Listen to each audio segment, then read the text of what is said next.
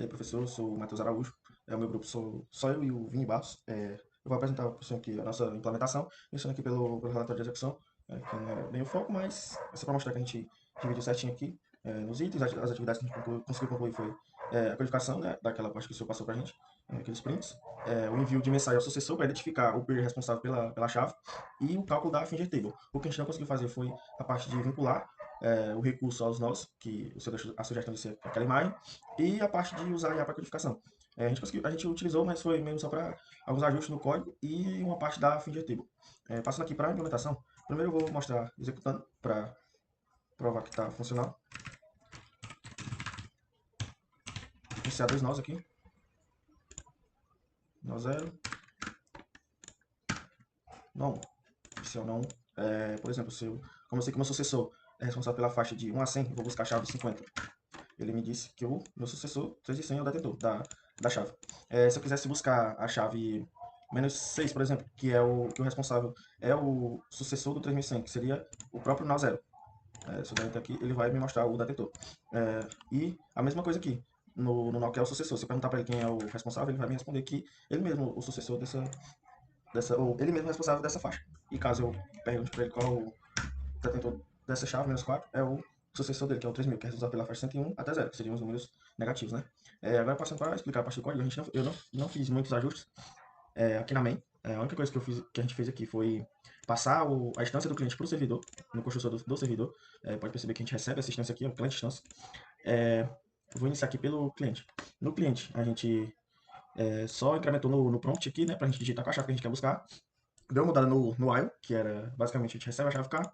Se ela for igual a exit, a gente manda esse comando exit para o servidor também encerrar o seu processo. E quando não, ele monta o comando, que seria aquele comando lá, que recebe a chave, o host, a porta e o detentor da chave, e manda para o servidor. No servidor, a lógica está o seguinte: como a gente pegou a instância do cliente, eu estou utilizando esse handler partial, que é para fixar os parâmetros do construtor do communicator TCP handler, que ele recebe a instância do cliente também, e as informações, com porta e host.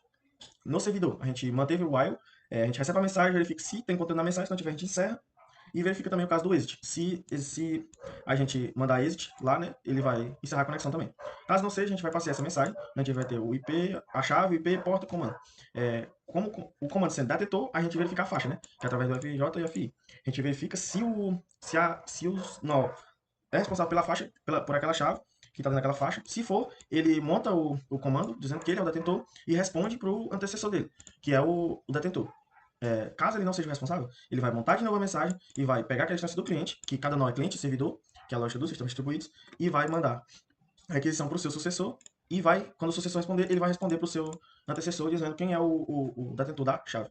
E é basicamente essa a nossa implementação. A gente não fez todas as Bom, mudanças. boa noite, sou Vini Barros e agora eu vou realizar a apresentação do trabalho aplicado de sistemas distribuídos de um projeto aplicado à rede Shards, né, que é rede P2P.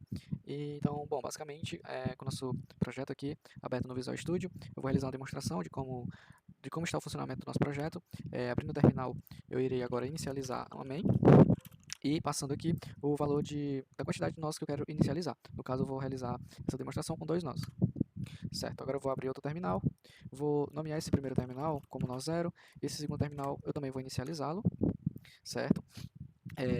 E nomeá-lo como nó 1, beleza. Agora eu vou conectar, apertar Enter para conectar, certo? Nó 3100, voltar no primeiro nó, vou conectar nó 3000, certo? Então a gente tem o nó 3000 e o nó 3100, certo? E aqui podemos ver que ele mostra que o seu sucessor é o 3100, que esse nó 3100 ele cuida da faixa de valores de 1 a 100, né? Dos valores que estão nesse intervalo aqui de 1 a 100, e o nó 3100 tem como sucessor o nó 3000.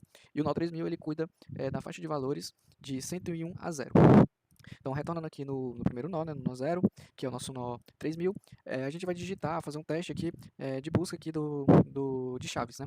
Então, se eu realizar a busca pela chave 20, é para retornar que o detentor da chave 20 é o nó 3100, porque como o nó 3100 ele cuida desse intervalo de valores, né, de 1 a 100, 20 está entre 1 e 100, então o detentor da chave 20 é o nó 3100. Então, podemos ver que é retornado que o nó 3100 ele é o detentor dessa chave. Então, é a mesma coisa se a gente precisar por 2, porque 2 também está no intervalo de 1 a 100. Então, o 3100 ele é o detentor. Porém, se a gente realizar, por exemplo, vamos supor 0, o nó 3000, que é o detentor dessa chave, né? Porque como podemos ver aqui, o nó 3000 ele é o detentor dos valores de 101 a 0, né? Inclusive valores negativos, né? Por exemplo, menos 5, porque menos 5 ele é menor do que 0, então ele está no intervalo. Então podemos ver aqui, realizando os testes no nó 3000, que está funcional. Indo agora para o nó 3100, podemos realizar o mesmo teste, né? Precisar pela chave 20, retornado que o 3100 ele é o detentor da chave 20. Podemos ver 99, 3100 ele é o detentor da chave 99, porque 99 ele está no intervalo de 1 a 100, né? Que o nó 3100 ele cuida dessa faixa de valor, certo? E, por exemplo, o valor negativo, ele vai tornar que o 3000 ele é o detentor. Então podemos ver que está funcional. Agora eu vou realizar uma breve demonstração de como a gente aplicou a Finger Table, né? A lógica para a Finger Table. Basicamente foi desenvolvido esses três métodos: GetFingers, Sucesso e Binary Search. Foi desenvolvido esses três métodos para que a gente conseguisse implementar a Finger Table de maneira funcional. Então, vindo aqui para o método GetFingers, né, a gente passa, ele tem como parâmetro, né, uma lista de nós e M, né, que M é o número de bits necessário para representar o ID dos nós, né? Então, por exemplo, se M é igual a 3, o número máximo de IDs possíveis seriam 2 elevado a 3, seriam 8, certo? Então, resumidamente, esse método GetFingers ele tem o objetivo de criar a tabela de fingers, né, para cada nó em um sistema distribuído, né? Tipo, como nesse exemplo aqui a gente está usando o short, né? Então ele vai ordenar os nós e expandir para simular um anel lógico, né? Para cada nó ele calcula os fingers, né? Que são os nossos sucessores em posições específicas, usando esse método aqui, que é o sucessor, e ele retorna, né, uma tabela que vai mapear cada nó para os seus fingers, né, para os seus dedos, aos seus dedos, né? Então aqui ele faz a cópia dos nós, aqui ele ordena em ordem crescente esses nós. Aqui, dentro desse for, ele vai chamar esse método sucesso, que ele basicamente ele vai encontrar o sucessor de um valor n na lista L, né? Que L aqui é a nossa lista de nós. Ele passa aqui os nós no for, e nosso J, que vai ser aqui o nosso n no sucessor. Ele é basicamente isso, né? Ele vai usar uma busca binária para encontrar o sucessor de um valor n na lista L. E nessa busca binária, ele vai dividir a lista ao meio e encontrar o item ou determinar que ele não está presente na lista. E ele retorna se o item foi encontrado e o índice correspondente a esse item, né? E aí ele retorna aqui, e aí ele vai verificar aqui no sucessor se ele foi encontrado ou não.